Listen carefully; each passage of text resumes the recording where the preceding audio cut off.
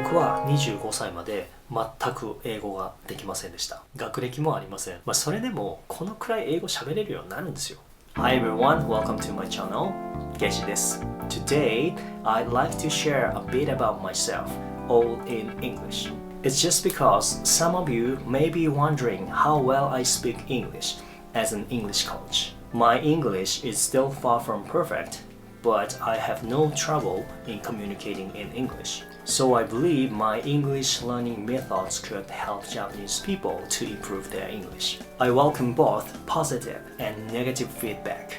So please leave your comments after watching this video so that I will genuinely consider them and use them to improve my future videos. Okay, so let me start with telling you a bit about my background.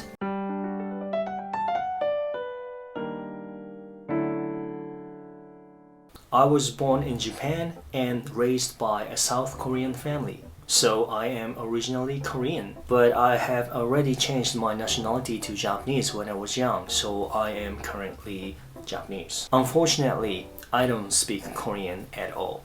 My parents didn't force me to learn the language since I didn't show them my interest in it when I was young.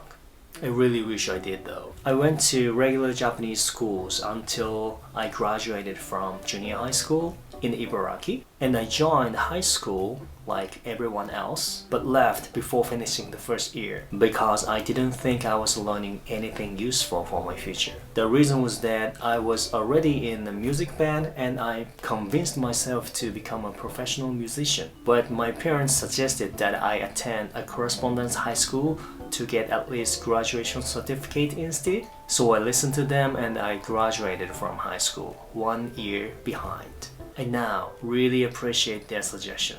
Afterward, I moved to Tokyo to pursue my dream. But I soon got sidetracked by the excitement of living in the city, spending most of my time in Shinjuku, Shibuya, and Roppongi and so on. So only doing things unrelated to my dream. But one day, I heard the song called Ribbon in the Sky by Stevie Wonder. And I was so impressed by his voice. It wasn't until when I was 21 years old that I realized that I wasn't doing anything to achieve my dream, and I decided to move overseas to pursue my even bigger dream. Soon after, I got a job as a truck driver to save some money for my move to Toronto, Canada. I had originally wanted to go to New York, but the visa process was difficult, so I decided to go to Toronto instead since it's close to New York. When I first arrived in Toronto in March, I still clearly remember how snowy and how cold it was. Before coming to Toronto, I practiced the pronunciation of the English words because I wanted to become a singer who sings in English. I couldn't communicate in English since I had never spoken with foreigners before. I can tell you how bad my English was. The first person who spoke to me in English asked, "How are you?" I couldn't reply. I didn't know how to respond.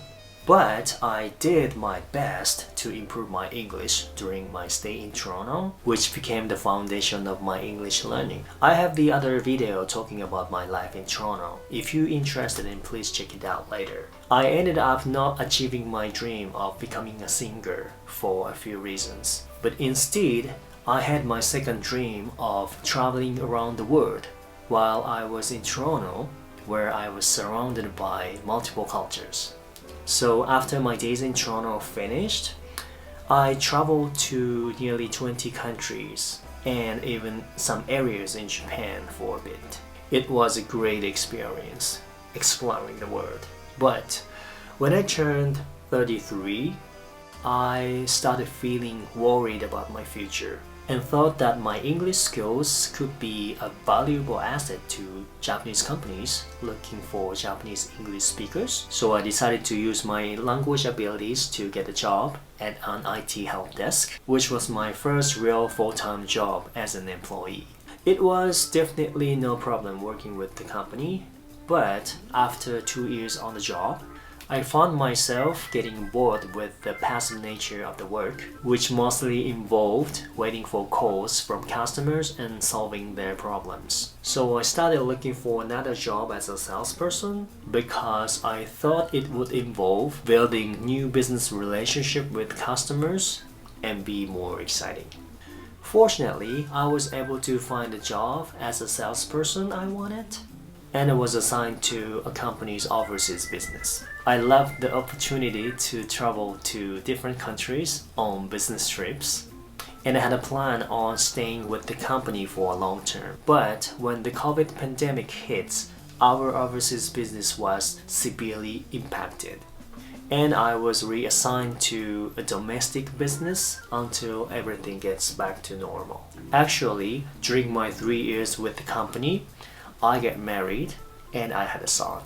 After my son was born, I realized that I wanted to spend as much time as possible with him while he was still young. But unfortunately, the demands of reality made it difficult to do so. And at the same time, I wanted to share my global experiences with my son and other children who might not have the opportunity to interact with people from other countries, especially those living in rural areas of Japan.